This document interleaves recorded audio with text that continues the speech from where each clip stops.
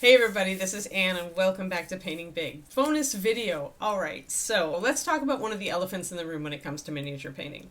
When you start out, you're like, I'm going to get better, and then you start thinking, oh, but wait, I want to be fast too. And people will be like, oh, well, you can't be good and be fast. You gotta slow down if you want to be a better painter. Like, fast painting is bad, like, slow painting is good, and then people will get into fights, right, because they don't believe that, and so what's the story? Can you be both good and fast? Let's unpack it. Alrighty. So, first, let's just talk about how we learn. So, when we're learning a new hobby or a new skill, which miniature painting is a bunch of skills all rolled together into one hobby, we tend to start slower, right? We tend to, as we learn, we're going slow because we've just learned the technique. And then, as we progress in the hobby, and as we master new techniques, and as we learn tips and tricks that help us out, we get faster naturally, right? And the thing that people don't really mention often when they're talking about improvement in this hobby and getting to be a better painter is the point that you can stop at any point.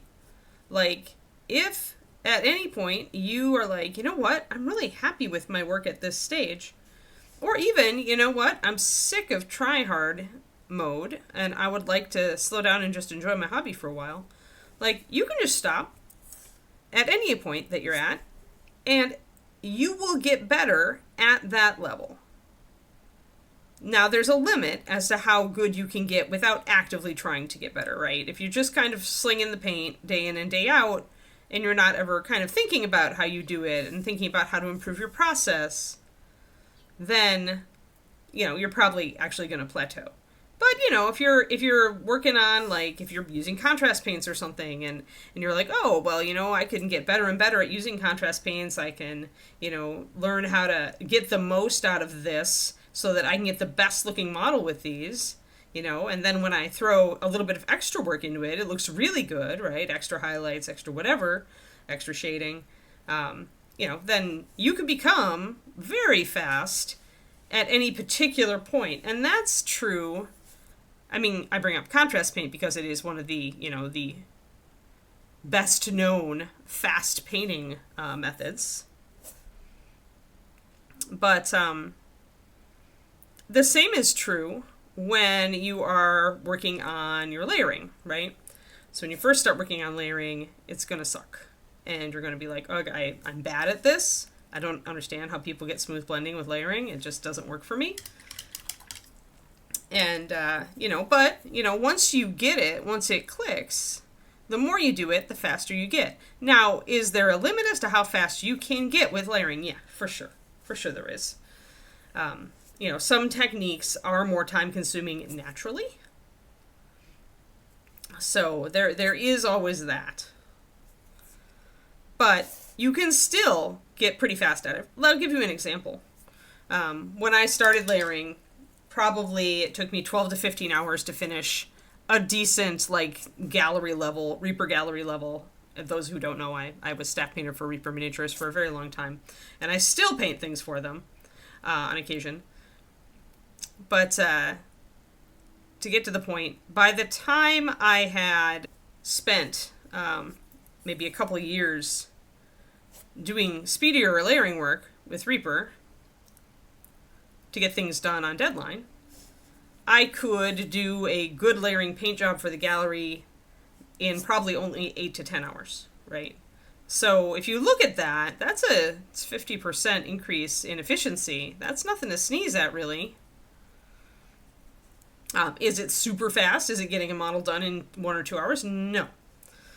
Was the work good? Yeah, it was gallery level. So, yeah. Now, part of this is going to be, as far as defining this, part of this is going to be up to you, right? It's up to your goals. And part of that should always, come from what really makes you happy. But let's talk about techniques that can make you faster. Because although you can stop at any level and get really good at a given technique, there are definitely techniques that are more tuned to speed than others.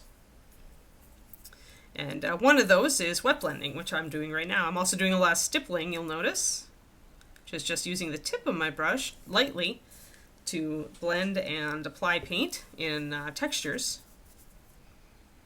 while the paint is, and right now while the paint is wet, so it actually counts as both wet blending and stippling.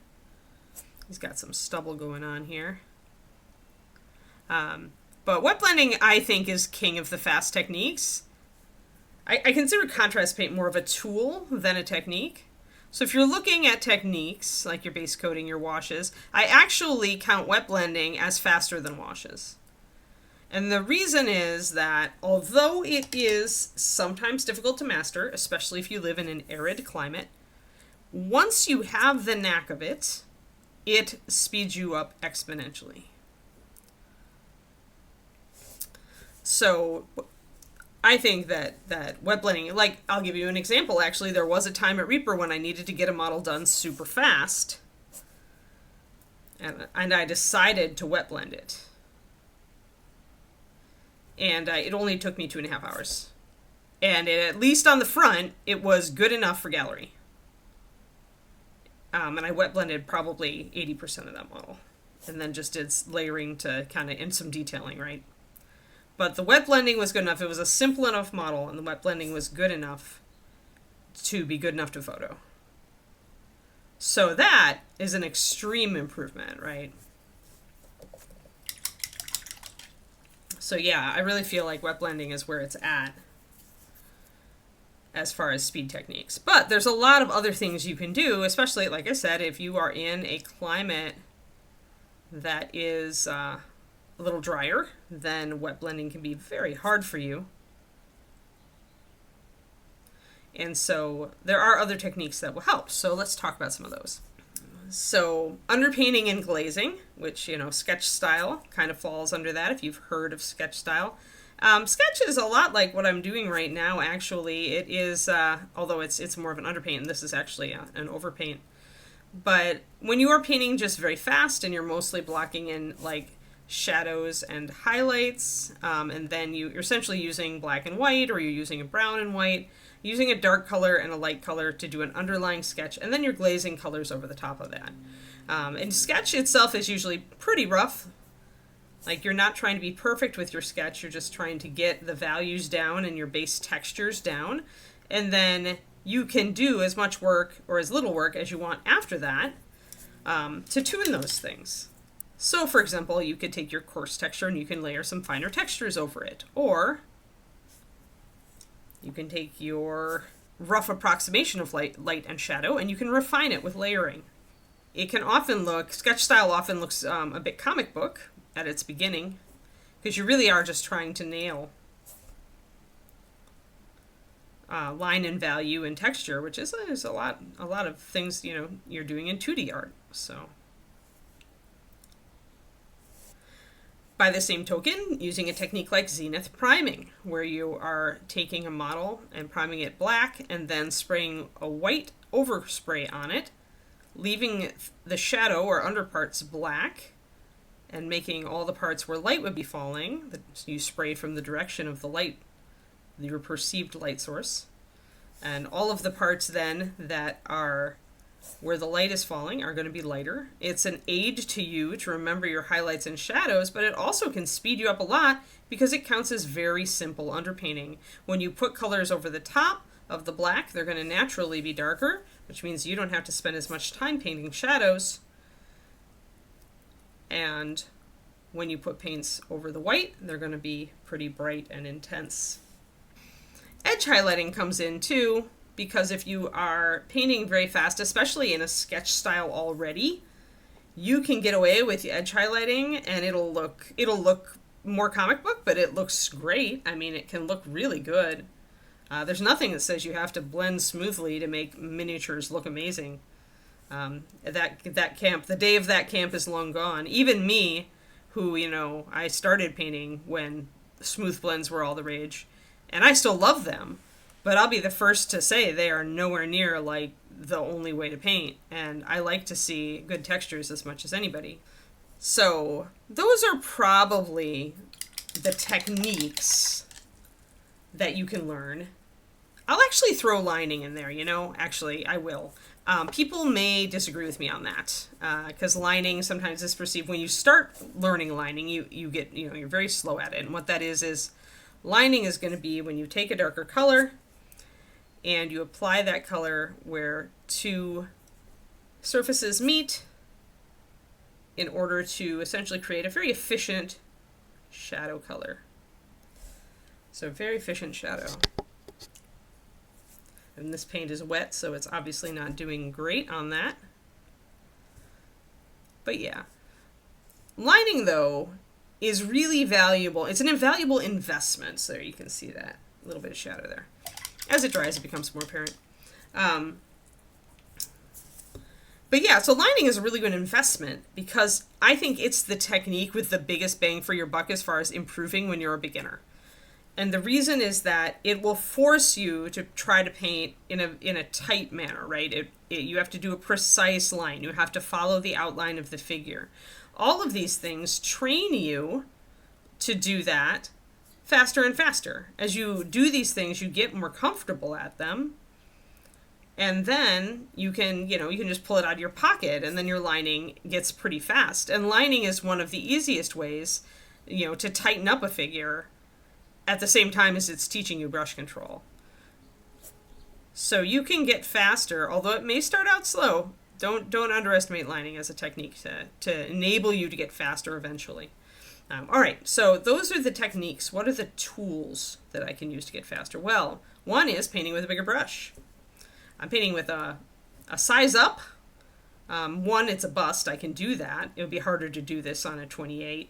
But I could do a size 1 brush on a 28 very easily, 28 millimeter. So making yourself paint with a bigger brush is a different tactic. There are also tactics, right, for getting better or getting faster. And so working with a bigger brush can make you kind of not sweat the details as much. And it's a good way to fill things in quickly, as you can see. I would say that another thing would be, although I'm using a well palette today, as I most often do, using a wet palette can also do that thing where it forces you to, you have to mix. You can get that sketchy kind of feel going on. You can paint a little looser, a little more informally, and that tends to make you a little faster. When we obsess about stuff, we slow down. When we let ourselves be loose, then we can go fast. When we don't, overthink it. Another tool, we've already talked about contrast paints. I'll touch on the obvious and say airbrushes. I tend to just use bigger brushes instead of airbrushes just because I love brushwork, but that doesn't mean that airbrushes are bad, or they're definitely a useful tool in your arsenal. Once again, some of these tools take time, tools and techniques take time to learn, right? So that is a point. Your improvement with these tools might take a time investment, so you essentially have to invest time to get faster. You're going to notice that this is a common refrain as I go on in this video. Investing time early on to end up faster in the long run. Because, there's different stages, right, at each stage of your hobby. But, that's probably beyond the scope of this video. Maybe I'll do something on it later as far as the investment process. But let's get back on target. I mentioned contrast paints already. The last thing I want to bring up is actually something I've been experimenting with recently, which is, you guys maybe know about things like drying retarders. They're products that you put into your paint to make them act more like oil paints. So essentially, it keeps them wet for longer, which means that you have time to blend. The biggest part of the problem with wet blending, of course, and biggest difficulty is often, you've got to be fast, right? With acrylic paint, you have to blend it before it dries. And so when you utilize drying retarder, you can hypothetically paint more like oils. You can take more time to do your wet blends. It lets you get more mileage out of wet blending.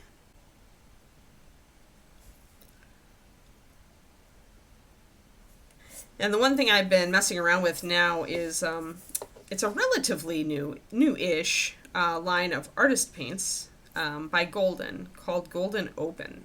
And my big problem with drying retarder over the years has been, in the experiments I've done with it, I noticed that it impacts adhesion. So it impacts negatively how well the paint sticks to your model, or it can. So you always want to like kind of look at that if you're thinking about using drying retarder and it's a gaming model, because of course you want the paint to stick if you're going to be playing with the model. But these Golden Open paints, they're tube paints, so there's a learning curve. But I've been able to get really good results with them really fast. So maybe I'll do something on that. I'm going to do something on it for my Patreon for sure. That's patreon.com/paintingbig. I'm about to do a PDF for my $5 tier this month about how to paint with tube paints, how to make tube paints work better with miniatures. And then I'll do one the next month specifically about the Golden Open paints. So we've got our techniques and we've got our tools. And all those things can take time off of a finished paint job and give you good results. I took about a minute to mix some paint there. Now we're back. I had to mix a shadow. It was not getting dark enough in my shadows down here. So I wanted to give me a little more contrast, because if I'm trying to block in a fast paint job on a model,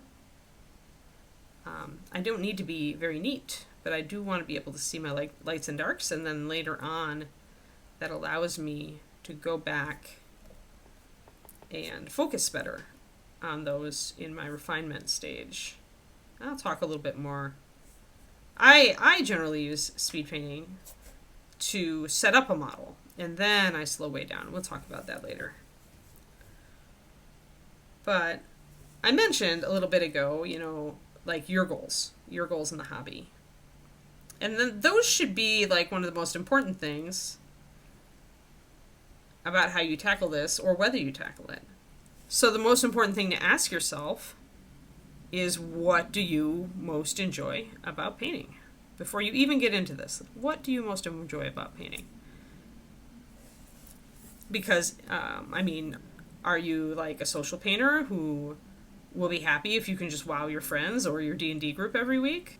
Or does it make you happy to have a new unit done every week or two for your Warhammer game?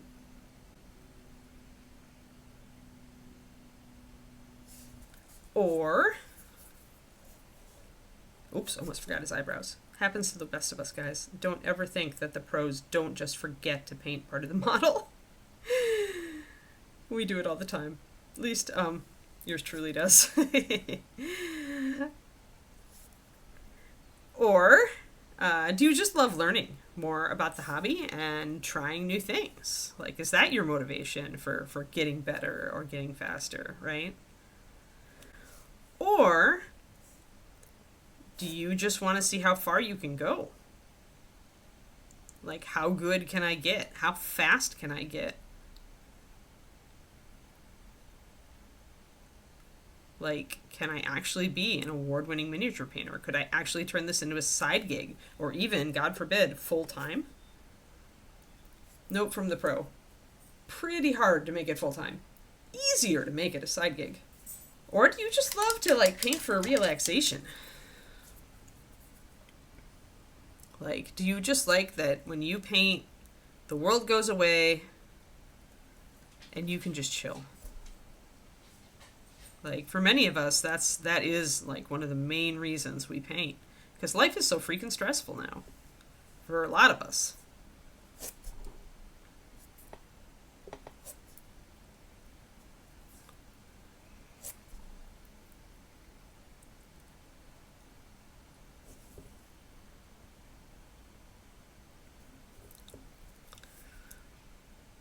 Or does it just make you happy to paint a model and make it look awesome as far as you're concerned? Like, doesn't have to be awesome as far as anybody else is concerned. Just awesome as far as you're concerned. Honestly, that was one of my earliest motivators for art.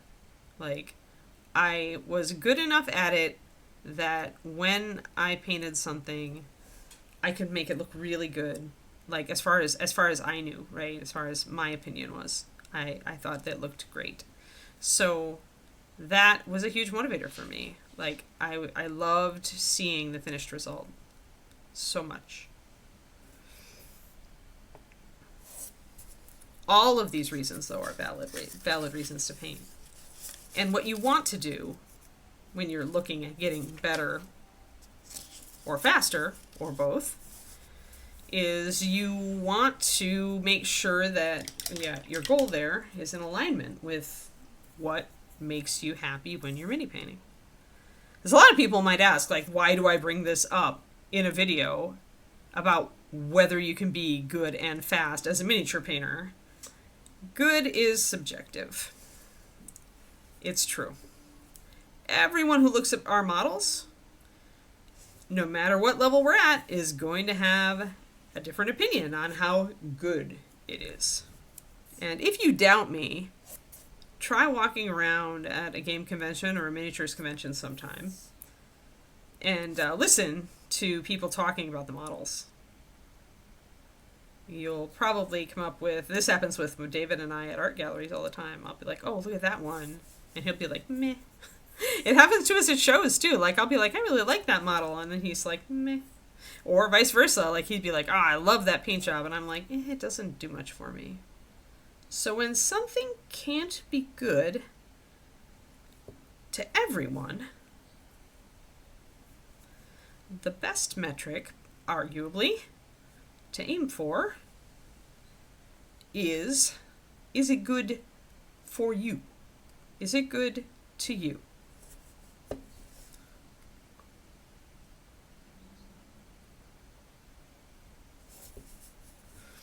You are the important one in this equation.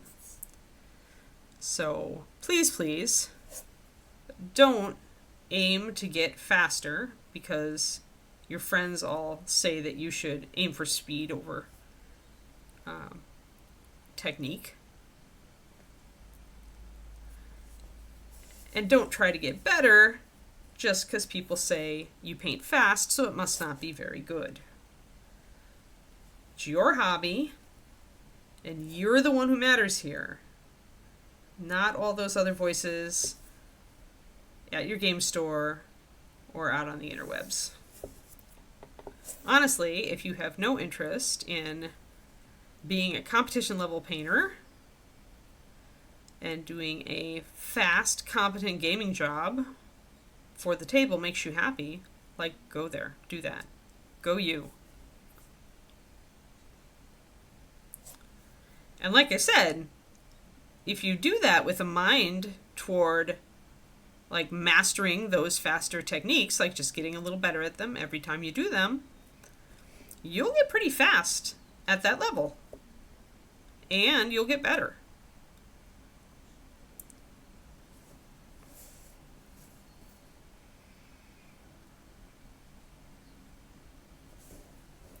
Likewise, if you, like me, decide that you want to paint for competition, that you really want to see how you measure up, that was my eventual change of motivator there, like, go for it. Like, don't let, like, the dude in your game store who says you're a snail as far as, like, how fast you paint, or all your buddies who have a new unit done every week for, you know, the 40K game, and maybe you only have a couple of models. Like, try to put that aside. It's not about them. It's about you. All right, Anne, you say. I get it. I should be happy with what makes me happy.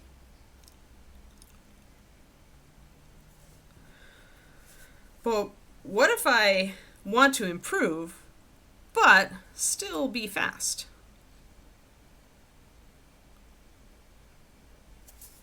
Well, there are some high-level mini painters who are very good and very fast. And the way that they got there involved time. Remember earlier when I talked about the investment of time to get fast? Those people who are so good and so fast, they're using a host of tips and tricks and techniques that they've learned over months, sometimes years.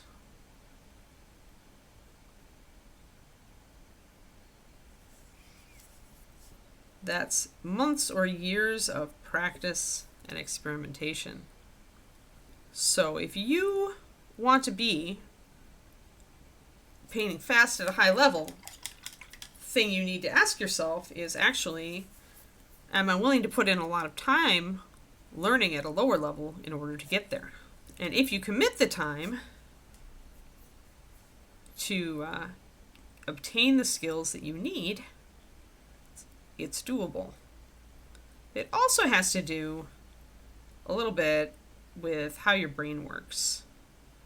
I learned this, some of you know that I also write fantasy books, young adult fantasy. I have a series. And one of the things I have learned in getting coached for that, actually, is that not everybody's brain is the same on this. Some people can write, or in this case paint, faster than others. Because some people's brains need to think more. They need to stop and consider more. They are generally going to need more processing time. And some people don't need that. Is it fair? No. But it's true. So some people, and I count myself among them because I have a thinky brain, some people really just can't dash off great paint jobs as fast.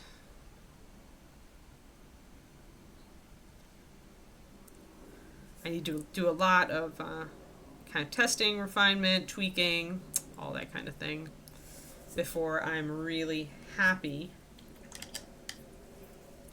with a paint job. And I have honestly, guys, tried to get faster at painting for decades. Like, I've been painting for a while. And, I've met with small measures of success using the kind of things that I've talked to you about on this video. Learning to sketch, learning to underpaint and glaze, learning to wet blend. All those things have helped.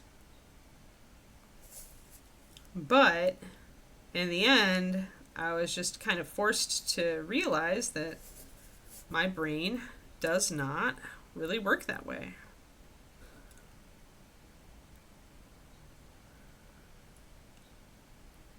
Now, don't get me wrong. I do like to block in fast on a model. I like to get the basics in and get that down quickly. But once I've got the basics in, I slow down to friggin' glacial levels as I tune and retune. As I make everything into the model I wanted it to be.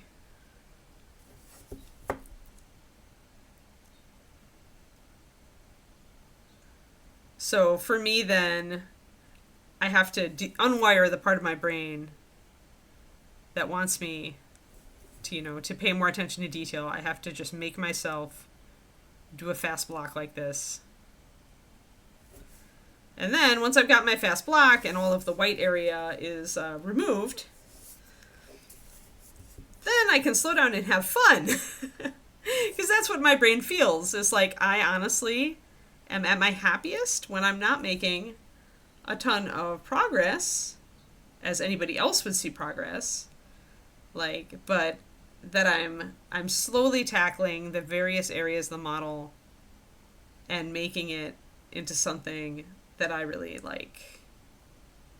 Which usually means, ridiculous amounts of detail work and textures and layering and refining and all that stuff that takes forever. And that's where my happy place is. And it might be the same for you. Because once you learn those techniques, once you really master a bunch of techniques, it can become very enjoyable just to execute on that. Or maybe you'll be like, okay, I've got it. Now I'm just going to go fast. You know, you could end up like my husband, who is really fast. He blocks in so fast. Oh my gosh. Like, so fast. And his stuff looks amazing. He's just a lot faster painter than I am. And I've kind of had to make my peace with that. I've taken some tips from him, some tools. You know, I've learned some stuff. But, he's borrowed some of my stuff, which has slowed him down. Vengeance!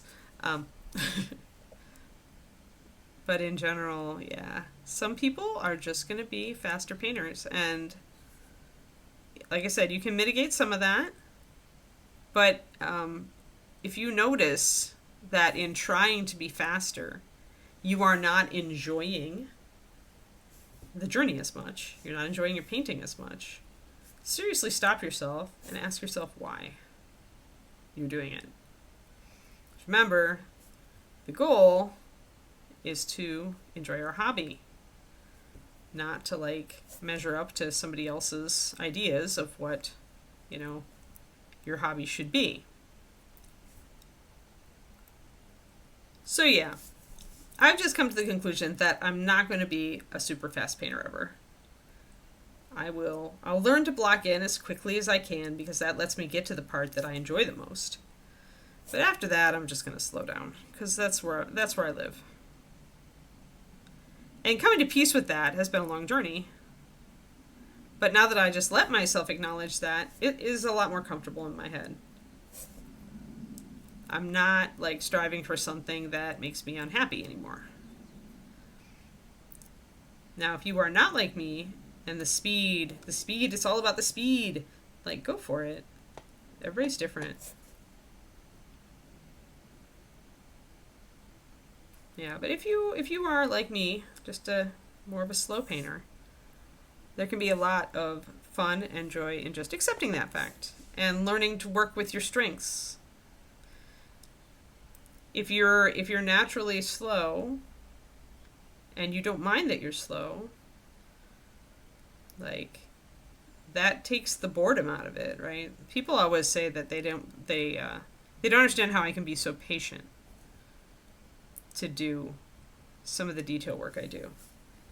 But in reality, what I always tell them is, like, if you are enjoying it, if you are having fun with it, there's no patience about it. At that point, it's fun. You're doing it because it's fun, and patience implies that you're not having any fun to me.